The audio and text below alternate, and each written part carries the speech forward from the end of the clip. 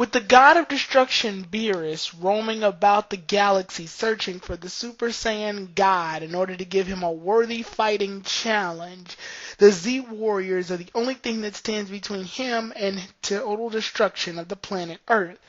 Can Goku and the others reach this Super Saiyan God transformation in order to fight off Beerus and save the Earth? Hello everybody, Tyrone the God 3 here, and welcome to Dragon Ball Super / Movie Saga Reviews. Now, obviously if you all don't know what this is, I'm going to take, since Dragon Ball Super shows to be a saga, that it's a series that's making both of the movies, Battle of Gods and Resurrection F, and dividing them into episodes which later become sagas. I decided to go ahead and do a saga / movie reviews. These will be a lot different than my regular reviews of the Super episodes and my movie review of the Dragon Ball Z movies, simply due to the fact that each of these will cover like the episodes within that saga and comparing them, contrasting them to the movies. Obviously there's going to be various differences between the saga iteration of Battle of Gods and the movie iteration of Battle of Gods, due to the fact that one takes about 2 hours and the other one goes about a span of 14 episodes, which is about 7 hours. So with that said, I'm going to be taking Battle of Gods as well as Battle of Gods, the Super Saga, and the movie, and comparing the two together to see which one was overall better, which one was overall worse, what did one do better than the other, and which one more or less came out on top, or I should recommend that you watch. So, without further ado, let's get this started. First off, we want to talk about a lot of the things that Dragon Ball Super, as well as the Dragon Ball Z movie Battle of Gods, actually have in common with each other, which are the main bullet points of this entire comparison review. Let's break it down. Both deal with Beerus as a threat to the Earth. The God of Destruction Beerus is the primary antagonist here in this saga. Both have Z Warriors fighting against Beerus. Both of the sagas have the Z Warriors fighting off against Beerus, not just Goku.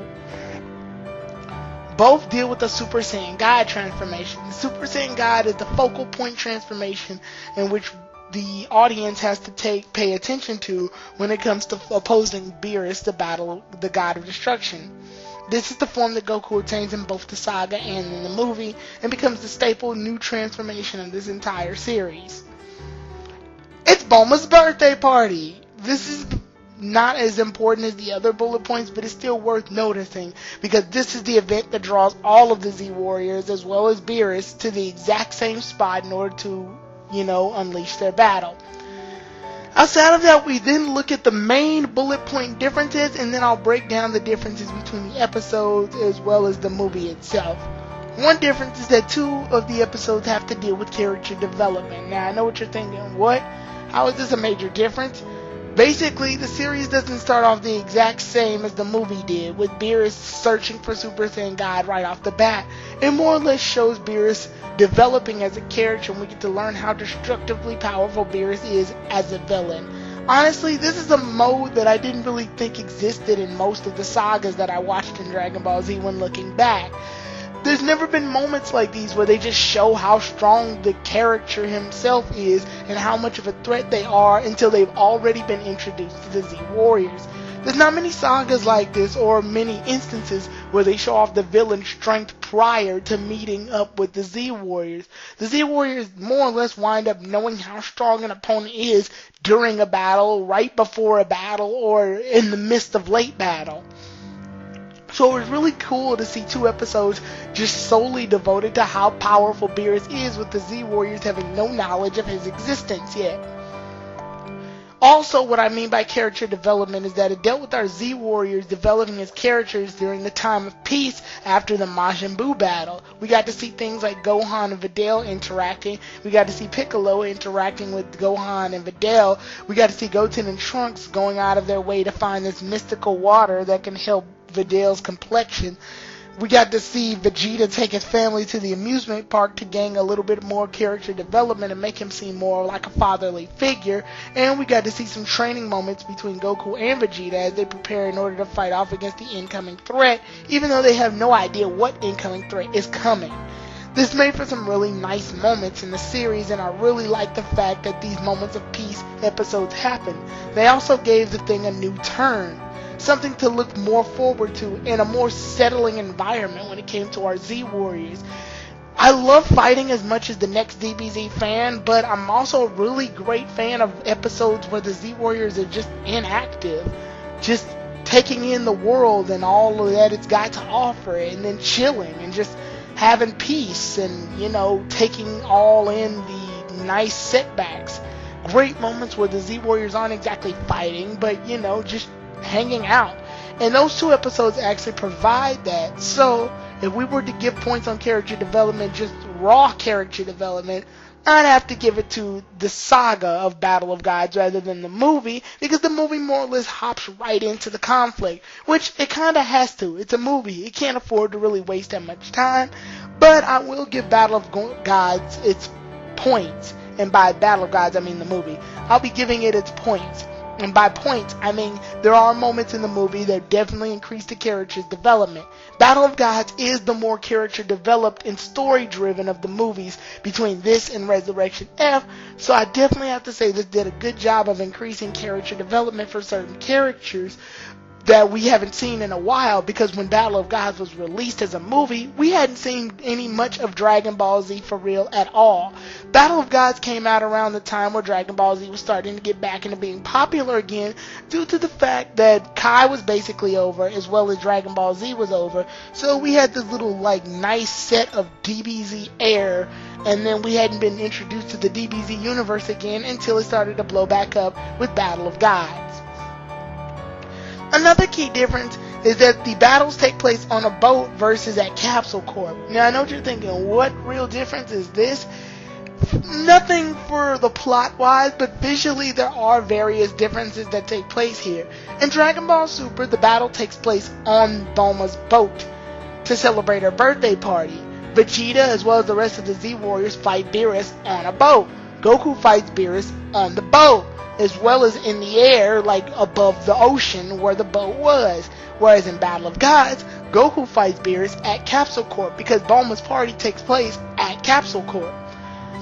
This creates a lot of various setting changes that I really like, but if we had to give it visually in terms of settings, I think both of these movies, or both the movie and the saga, are rather even, just due to the fact that a lot of settings take place in Battle of Gods. I stopped to look back at the movie, and I watched it over again, and I noticed that the battle takes place at Capsule Corp, then moves towards the city, then moves towards the forest, then moves towards a wasteland area, then moves underground into this underwater cavern-like deal, then moves all the way up into subspace.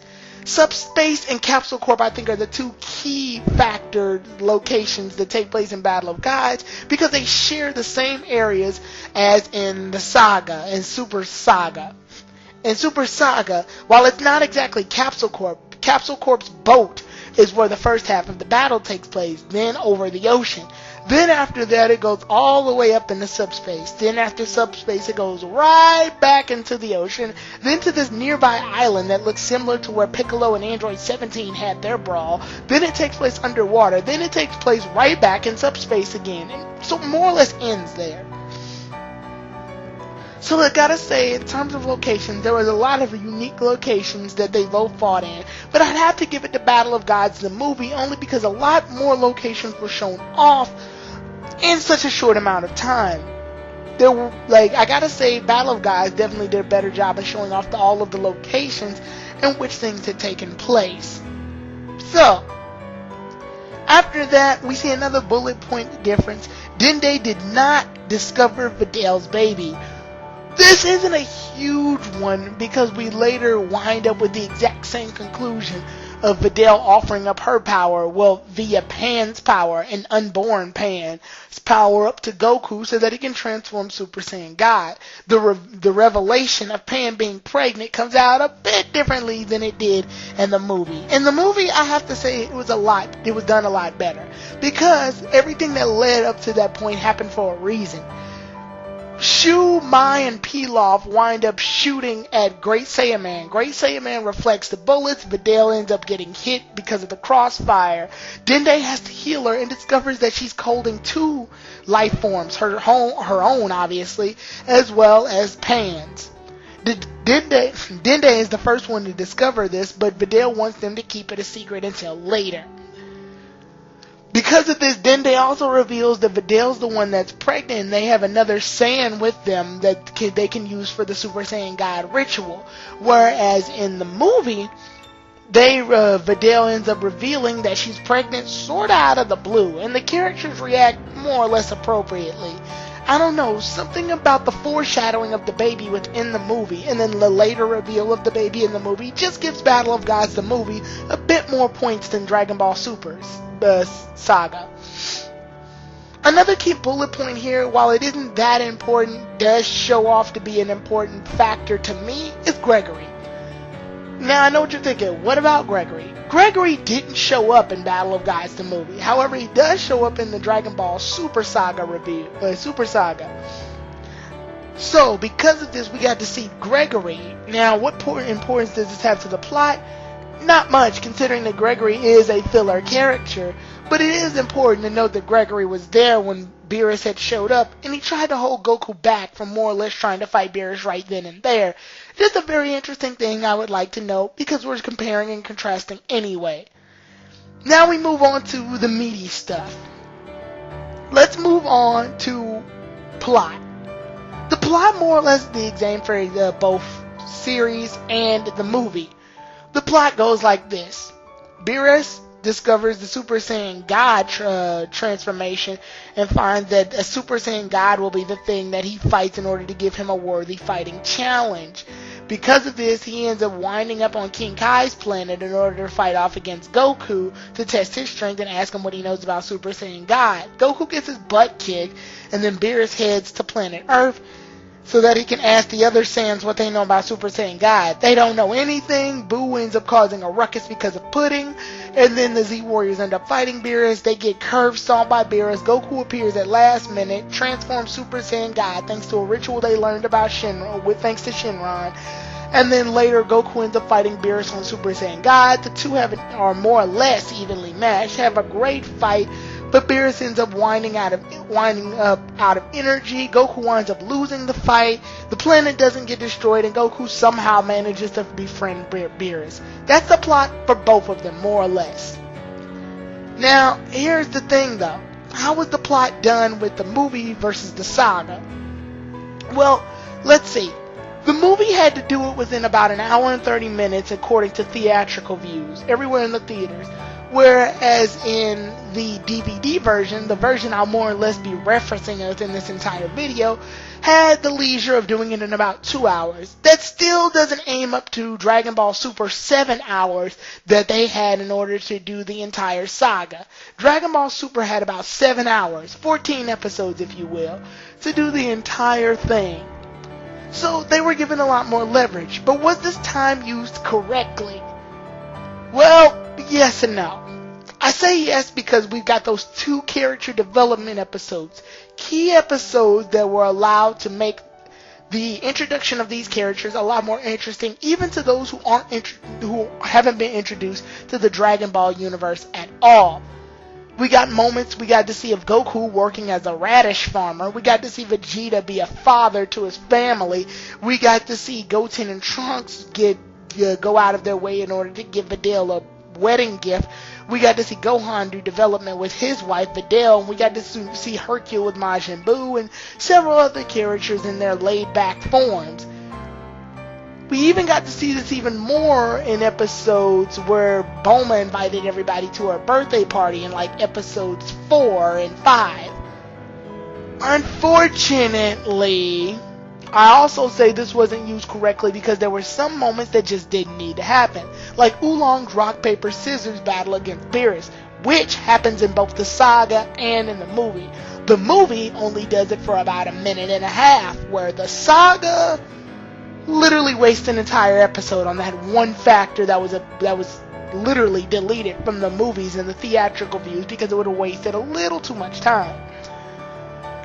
There's even episodes where I swear it felt like nothing was happening. This only happens like once or twice, and it isn't dangerously bad, but there's a lot of things that were stretched out for almost no reason.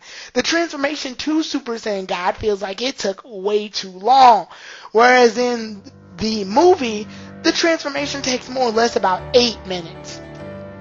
Because they have to explain the transformation, they have to go through the exposition that there's no other Saiyans, they even go through the explanation that Tarbell is missing, something that the saga doesn't even reference. So, when the confusion over how to turn Super Saiyan God eats up most of the time, it wasn't until the reveal that Videl was pregnant with Pan that we finally got Goku to turn into Super Saiyan God, and that didn't take really long within itself. In the saga, literally, when they find out that Videl has Pan inside of her stomach, the Super Saiyan God transformation takes almost about 10 to 12 minutes. Yeah, that's kind of bad. There's certain parts that just were long for no reason. However, there were good uses of the time when it came to the battle itself, which I'll cover in another topic within this video. But overall, the battle took estimately about, if we're not counting episode 9, I'd say the battle took about 4 to 5 episodes to be complete, which is a good span for Dragon Ball Z standards in terms of fighting. I'm looking at you, Frieza. Anyway, the fight took about 4 to 5 episodes, and with that being said, I think this was a right time limit for this battle. When I watch Battle of Gods, the movie, over again, I can't help that I wish the fight was a bit longer. The fighting in Battle of Gods didn't take that long because most of the movie was devoted to character development and increasing Goku as well as Beerus' overall characters in order to make the fight, in order to build up the fights a lot so that when the fight actually happens, we get introduced to a more or less decent battle. So, if I had to rate one based on time length, I think Battle of Gods more or less wins as a movie rather than a saga. However, I do like to note those 2 episodes at the very beginning that increased the character development. So, the movie wins, but it wasn't an easy victory. However, the saga holds itself back due to episodes like episode 4 and then I want to say almost episode 3 as well. Episode 3, episode 4, episode 9, just episodes in episode 8. Episodes that just ate up way too much time. Way too much time to do simple stuff. Now, do I like some of those scenes that were extended? Yes, I do like the fact that Goku took a longer time to fight Beerus while on King Kai's planet. I do like the fact that Vegeta wound up fighting Beerus a much longer time because their fight didn't last that long in the movie. However, there's way too many things in Battle of Gods that holds it back as a series than it did as the movie, because the movie more or less knew how to cut in all of the fat and just get straight to comedy, character development, and action. And if you can fit all of that in 2 hours, while Super was barely trying to fit that all in 7, you earn points in my book. Points go to the movie. Now it's time for something that a lot of you DBZ fans always love to see, hear, and watch. The fighting. Dragon Ball Z and fighting is more or less its trademark. It's how it got so famous in the first damn place. So, between the saga and the movie, how did the fight go? Who done it better, would you ask? Well, there's a lot of things to really take into account when I look at both of these fighting-wise. I'm mixed. When it comes to the fighting, I have to say the saga did really good in making epic fights, but there were moments in which the fights were good. Whereas in the movie, it was consistently good, but there's some things I've started to notice while watching the movie over. There's one key thing I want to point out here when I was watching the movie Battle of Gods versus the saga when it came to the fight between Super Saiyan God Goku and Beerus. Goku got his ass whooped in the movie. A lot. I looked back, and Goku more or less is getting one-sided in most of the movie. I mean, Goku reaches Super Saiyan God and is able to fight Beerus, and at the beginning I can understand it because he's trying to figure his Super Saiyan God powers out, but more or less, the fight looks even, but Beerus is still getting pop shots in. I keep looking, and the fight every time, and when I do, I see that Beerus is the one getting the upper hand. Beerus choked out Goku and kicked him.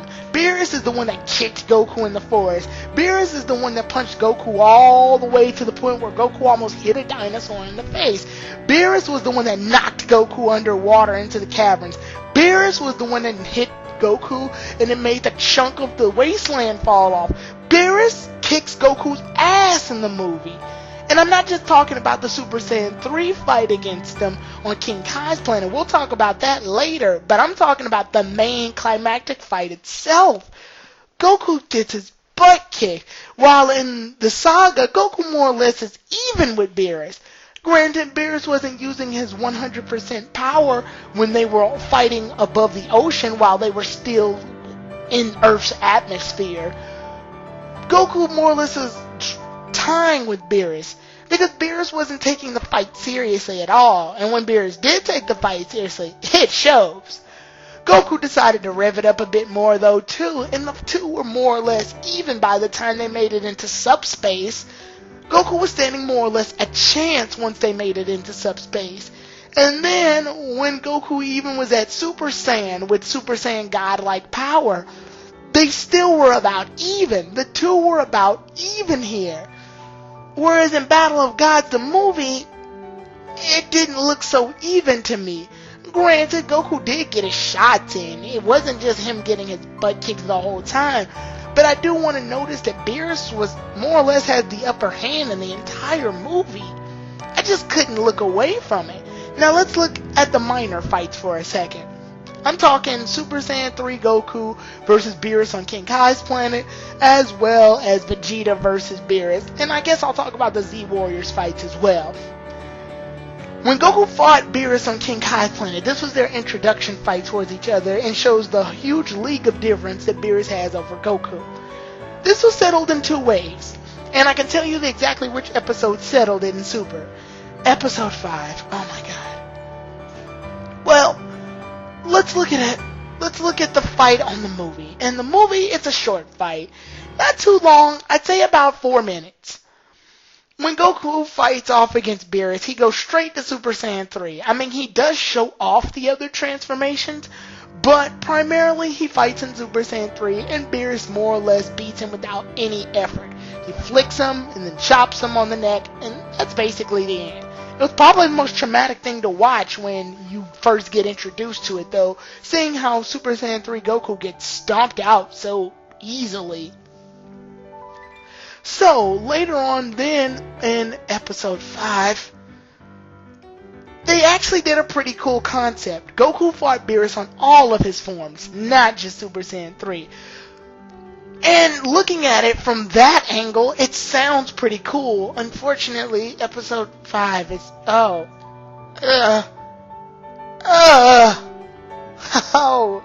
episode 5 had the worst animation in anime history. This is Dragon Ball Z? Seriously? This is how we're gonna treat my favorite series? This is atrocious. This is disgusting. This is unacceptable. Episode 5 was trash. Unfortunately, it was trash animation-wise. Everything else about it was pretty cool. I love the fact that they extended this fight and made it a bit longer, and I love the fact that Goku used Super Saiyan and Super Saiyan 2 to fight off against Beerus. But even looking back at episode 5, I have to ask myself this. Yeah, it was a cool idea, but why? Why did Goku turn Super Saiyan to Super Saiyan 2? I love Super Saiyan 2 to death. It's one of my favorite transformations due to the fact that it feels like it's the most balanced out of all of them. But looking back on it now, there was no reason for Goku to turn Super Saiyan to Super Saiyan 2 in this entire fight, simply because of the fact that Beerus showed to more or less have the upper hand in the entire fight. Beerus curve stomped Goku on Super Saiyan 3, which means naturally he'll curve stomp Goku on Super Saiyan 2 and Super Saiyan 1. Hell, you might as well have just thrown Goku at base form in there while you were at it. There was no real point in Goku transforming into his other two stages. Yeah, it was something that I liked on paper, but it just didn't transfer well here. If they had made it shorter and had Goku try to fight him on Super Saiyan, then Super Saiyan 2, and then made most of the fight on Super Saiyan 3, then it would have been a little bit more acceptable, and they probably wouldn't have had to strain themselves animation-wise. This is our last visual picture we see of Goku on Super Saiyans 1 and 2, and this is sadly what we're introduced to as far as their transformations go. Piss poor animation that even the classic Dragon Ball Z episodes can do miles better than.